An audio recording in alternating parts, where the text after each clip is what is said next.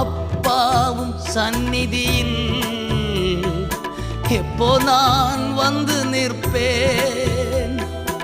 அப்பாவும் சந்நிதியில் எப்போ நான் வந்து நிற்பேன். திருமுகம் கண்டு நான் திருப்தியில் மூழ்குவேன். உம் திருமுகம் கண்டு நான் திருப்தியில் மூழ்குவேன்.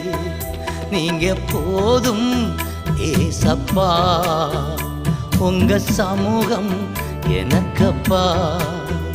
நீங்க போதும் ஏசப்பா, உங்க சமூகம் எனக்கப்பா.